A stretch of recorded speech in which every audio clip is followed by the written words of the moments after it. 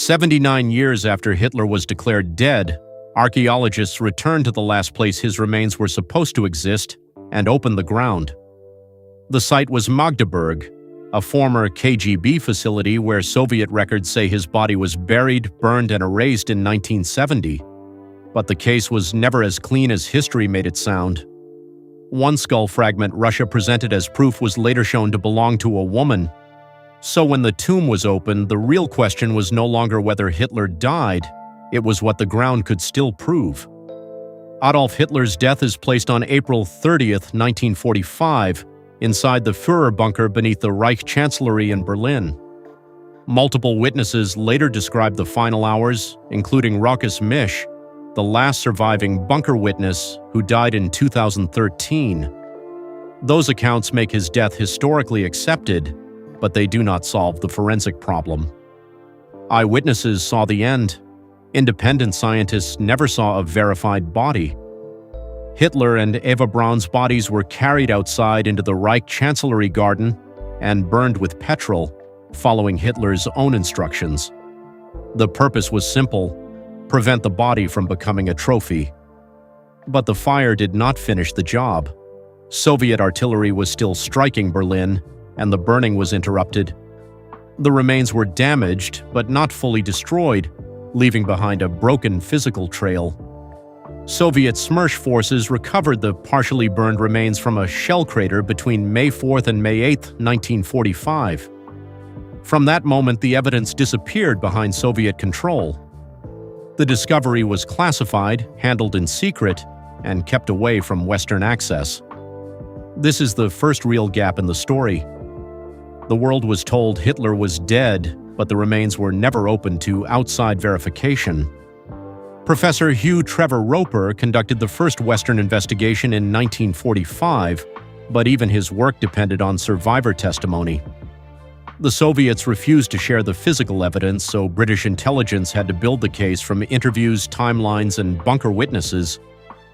That made the conclusion strong historically, but weak forensically. The death was proven by people who were there, not by remains anyone outside Moscow could test. For 79 years, every physical claim about Hitler's remains came through one source, the Soviet Union. That mattered because the evidence was buried, moved, hidden, and controlled before anyone independent could examine it. When later scientists finally tested one piece of Soviet-held evidence, the result did not fully support the old story. It did not erase the eyewitnesses, but it reopened the forensic question. The remains the Soviets recovered were buried, moved, buried again, and then destroyed. But one piece stayed behind long enough for a 2018 French forensic team to examine it, and their findings forced the investigation into a much darker question. In 2018, Dr. Philippe Charlier entered the Russian State Archive in Moscow with only 60 minutes to examine one of the most disputed pieces of evidence in modern history. Charlier was not just a forensic anthropologist. He was also a medical historian who had worked on remains linked to Joan of Arc, Henry IV of France, and Richard the Lionheart.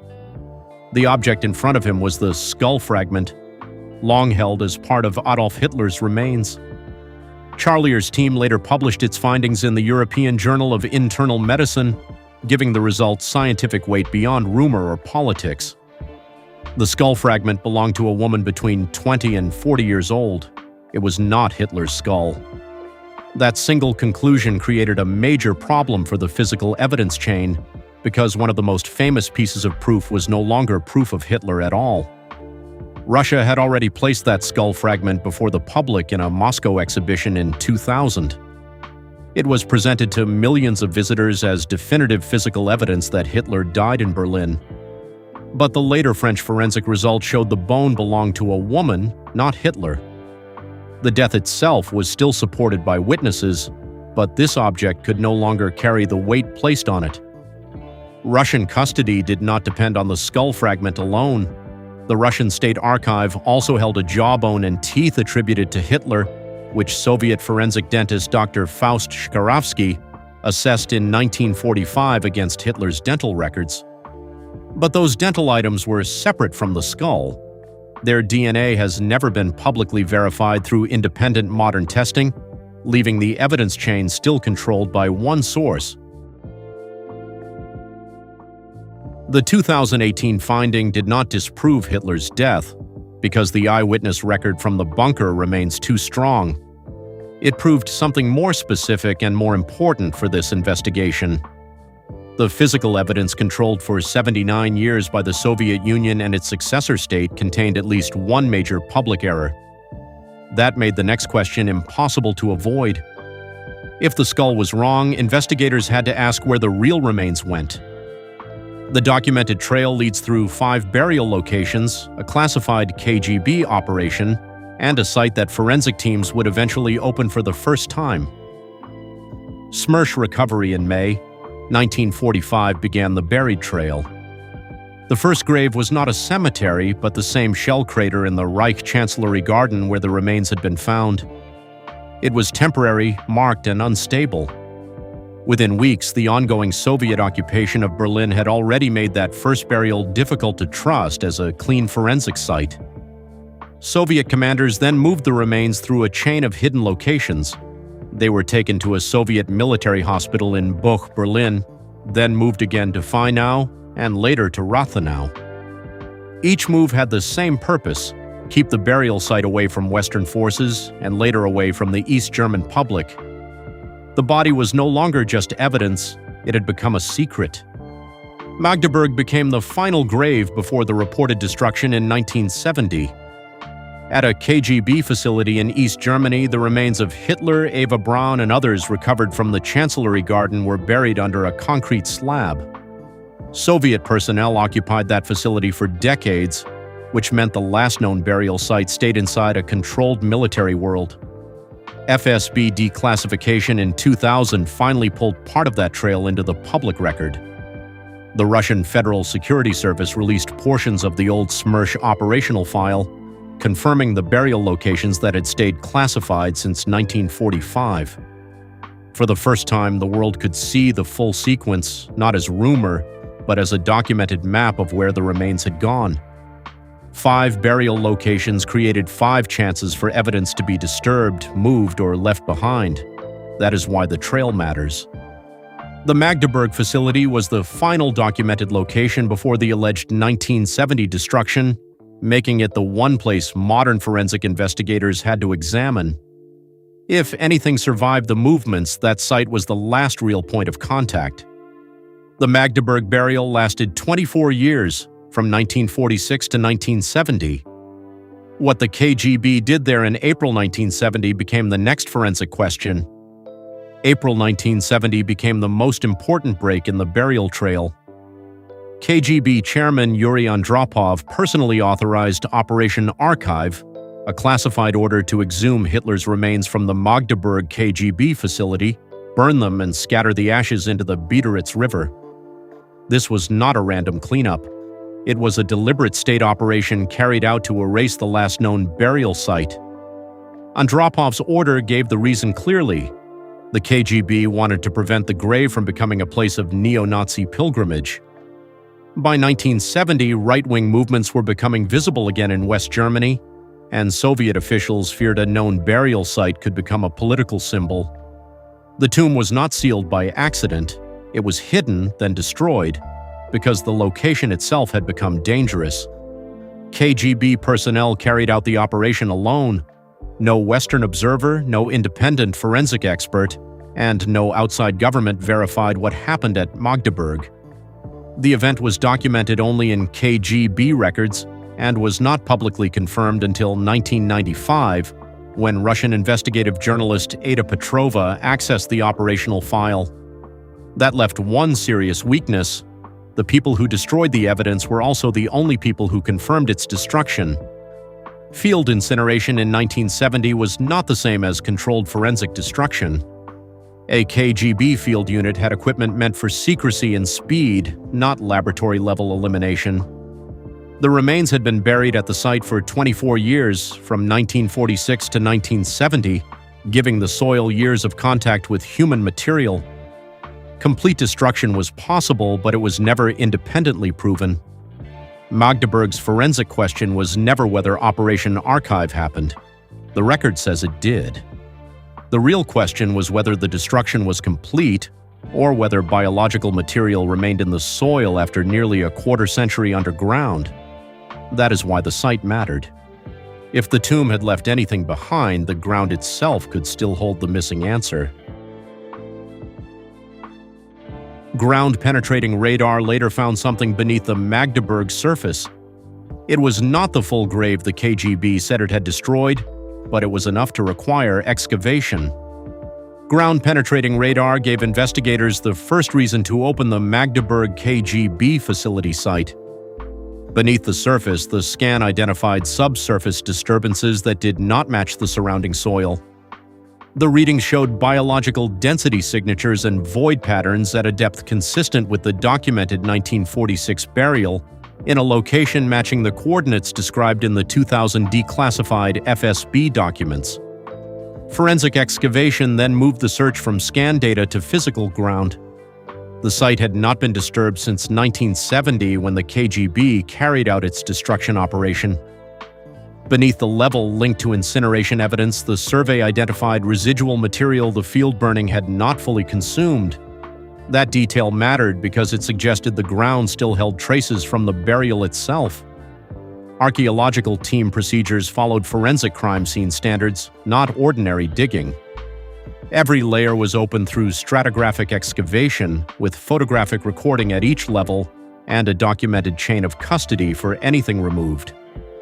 This process protected the evidence from contamination and made sure recovered material could be used for serious DNA analysis.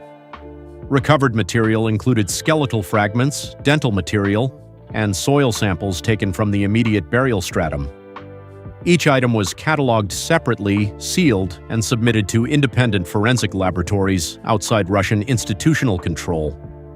That separation was important because every major physical claim since 1945 had passed through Soviet or Russian hands. Magdeburg's significance comes from the chain it breaks. For the first time, physical material from one of the 5 documented burial locations was recovered and analyzed by a team operating outside the old Soviet and Russian evidence system. The tomb was no longer only a location in a classified file, it had become a forensic site with material that could be tested. The recovered material now had to answer the hardest question. The most critical comparison was between the dental material from Magdeburg and Adolf Hitler's dental records, the strongest forensic reference point in the case. Dental material from the Magdeburg site became the strongest recovered evidence. Forensic examiners compared it with Adolf Hitler's documented dentition, including the bridgework, crowns, and unusual dental features recorded by his dentist, Hugo Blaschke. Those details were also confirmed in 1945 by dental assistant Kethe Heusermann during Soviet interrogation. The comparison produced a match consistent with Hitler's known dental profile. Dr. Faust Shkarovsky's 1945 assessment gave the new finding more weight. He had examined the jaw fragment now held in the Russian State Archive and found it consistent with Hitler's dental records. Nearly 79 years later, the Magdeburg material produced the same dental signature. 2 separate assessments, tied to the same burial chain, pointed toward the same identification. DNA analysis added a second layer, but with limits.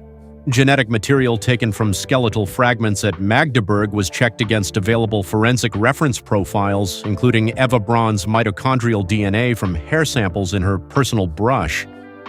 The results established that at least some recovered material matched individuals consistent with the documented 1945 Chancellery garden burials.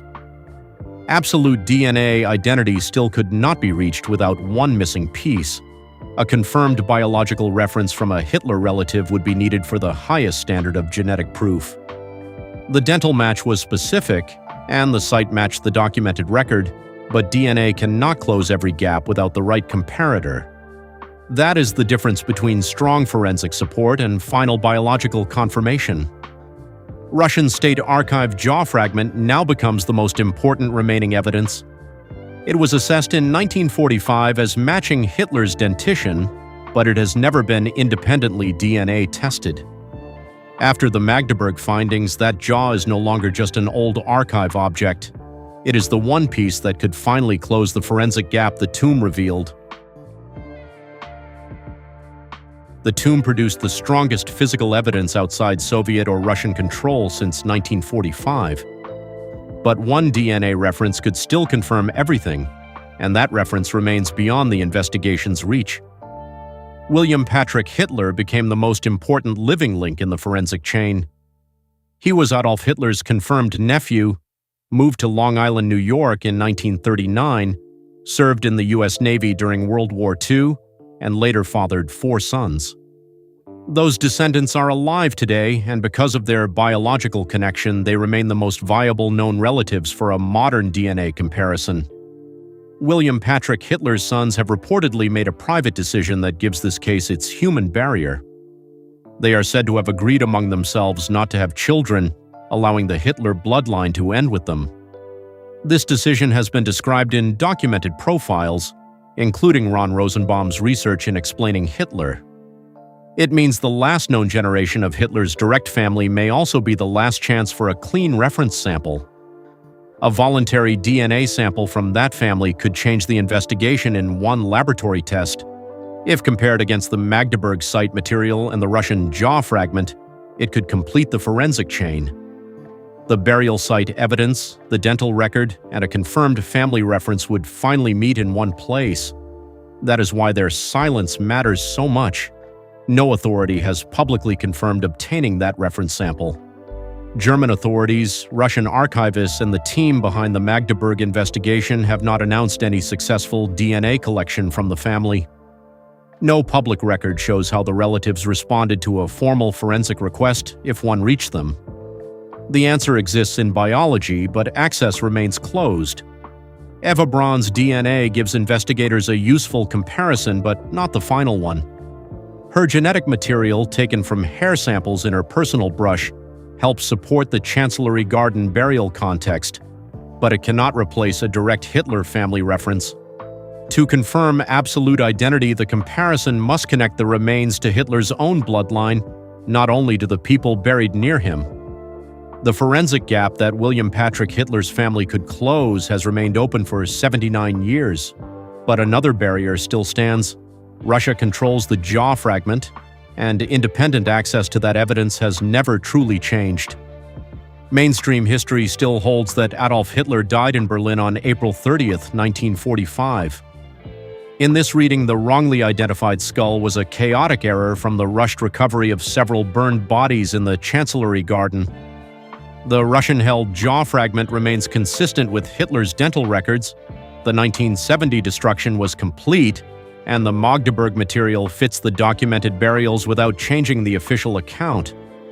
Forensic evidence creates a stronger and more careful alternative. The skull error is not speculation. It is a documented mistake in a chain controlled by one institution for 79 years. That does not mean Hitler survived. It means the remaining evidence must be verified independently. The Magdeburg dental match supports the death narrative, but it also makes independent DNA testing of the Russian jaw fragment necessary. Survival theories take the same facts in a different direction. They argue that the skull error, the reburials, and the KGB destruction point to a cover-up, with Hitler dying somewhere else. But this reading has no forensic support. It runs against the dental match at Magdeburg, the testimony of bunker witnesses, and the evidence that bodies were burned in the Chancellery Garden. Forensic alternative is different because it does not need an escape story. It only asks for the Russian jaw fragment to be tested outside Russian control.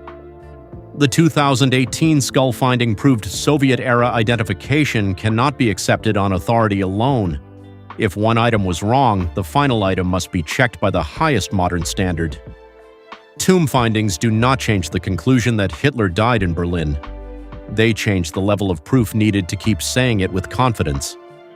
The case now points to one final disputed object, the Russian jaw fragment, still locked inside the last contested part of the physical evidence chain. Given the dental match, the skull error, and the burial trail, the clearest answer now leads back to one place. The final proof is not in Magdeburg anymore. It is inside a locked archive in Moscow. April 30th, 1945 remains the fixed point in the record. Adolf Hitler died inside the Führer bunker, and the eyewitness accounts are independent, consistent, and overwhelming.